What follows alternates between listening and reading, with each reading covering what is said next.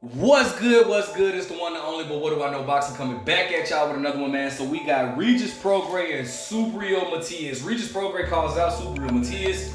Man, oh man, oh man, I love it, man. I'm not even gonna lie to you, bro. So listen, Regis Prograis says that he is open to fight Subriel Matias after or should he get past Devin Haney this weekend. We all know Regis Prograis is fighting Devin Haney in an anticipated matchup for his WBC 140-pound title. All right, now. I love that fight, but I do feel like, man, listen, Regis cannot overlook Devin Haney. Let's go ahead and get into it, bro. Right, so, shout out to BoxingNews24.com. It says, Regis Prograis open to the Subriel Matias fight after Devin Haney. All right, it says, WBC light welterweight champion Regis Prograis says he's open to taking on IBF 140-pound champion Subriel Matias in a unification fight after his title defense against Devin Haney this Saturday night. Prograis doesn't like Matias being called the dark horse of the 140-pound division because that's a label that he should hold. The way Matias has been destroying his last 5 opponents, he got fans buzzing, viewing him as the most exciting fighter in the division by a long shot. Alright. It says many fans are now rating that the hard-hitting Puerto Rican fighter Matias, who has the record of 20-1 with 20 knockouts, as the #1 champion. What? Nah, that's okay. I wouldn't say he's the #1 champ. The man, he's just now like starting to, come aboard. I mean, the guy that he just fought was a good fighter, but I wouldn't say he's the #1 champion in 140-pound division.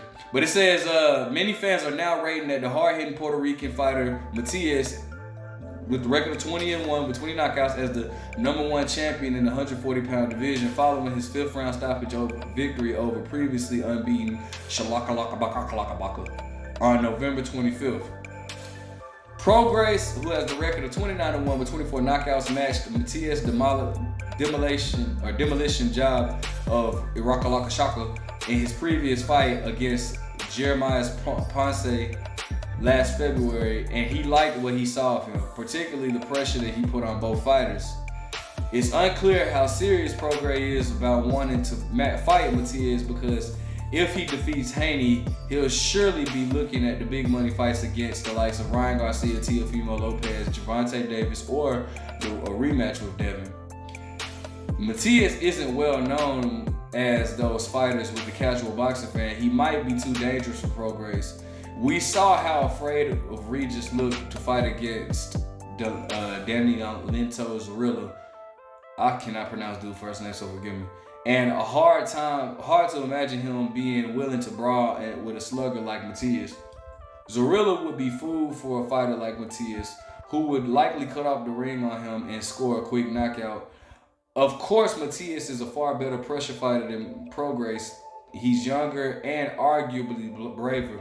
Now, I wouldn't say that, bro, he would just have an easy time, because we have never seen Matias in there with somebody that's gonna move. It's easy to say what Matias would do against another fighter that's coming towards him, but a lot of times when you have pressure fighters like Matias, who often relies on his power, a lot of times when you get him in there with somebody that's gonna move, that then again, like I've said this plenty of times, that then forces him to have to reset constantly, and he's not able to sit down on those punches, which would make him do a lot of chasing. More than likely, he'll end up doing a lot of chasing if he doesn't work behind that jab. So I'm not so sure. I don't think that Zorilla would beat Matias, but I'm not so sure that Matias would knock dude out quick, bro. I just don't. But it says definitely for sure. They say he was calling me out for a while. I didn't know anything about him. He fought on my undercard in New Orleans before, so I didn't know nothing about him, said Regis Prograis when to Fight Hub TV when asked if he'd be interested in fighting the IBF light welterweight champion Subriel Matias. They said he was calling me out, and I said, "Who is this dude?" I saw who he was, and he won the belt. All right, my eyes opened a little. And then he fought last weekend. I was like, all right, we can fight, said Regis. it would be a shock if Regis took a fight with Matias because he was flat out scared of Subriel. And again, I don't think the dude was scared of Subriel. I just think that Subriel just had a difficult style for him, bro. I don't know where these guys come up with this stuff at, but anyways, obviously they either push an agenda or really just don't know what they're talking about. But anyways, after being dropped early and staggered, Prograis fought scared for the remainder of the fight, seeming to purposefully be slow and cutting off the ring, and for fear that he would walk into another one of Subriel's powerful right-hand counters. The mystique that Regis had going into that fight was blown apart by the performance, making boxing fans view him in a different light.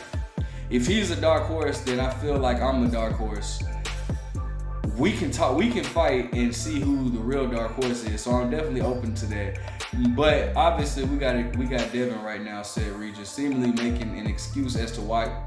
That's what I'm talking about. These dudes don't know what they're talking about. It says Regis said, obviously we have Devin right now, said Prograis, seemingly making an excuse as to why he doesn't need to fight Matias. Now, check this out. Every single boxer that you know that when they have a fight lined up and you bring up another fighter, it's the classic cliche statement, we got to get past my opponent right now. So like now, because Regis is saying we got to get past Devin, you saying that he's like avoiding the discussion of the fight with Matias, bro, stop it. That's not a deflection tactic at all. You can't get to a Matias fight if you don't get past Devin Haney. So all his focus has to get past Devin Haney. These dudes on these, like, they be writing these articles don't know what the hell they be talking about.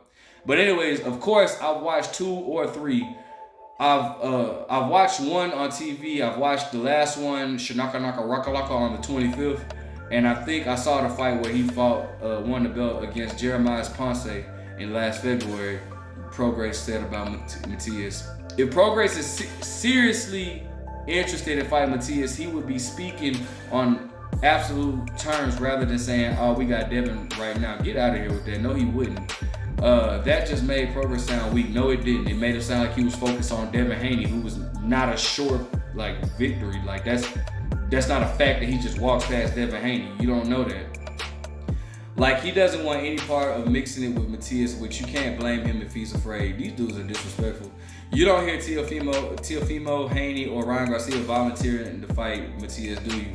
They obviously know that he will potentially mess up their career, sending them to an oblivion from whence they came. Ryan looks so awful that he would never fight Matias because he lacked talent and courage.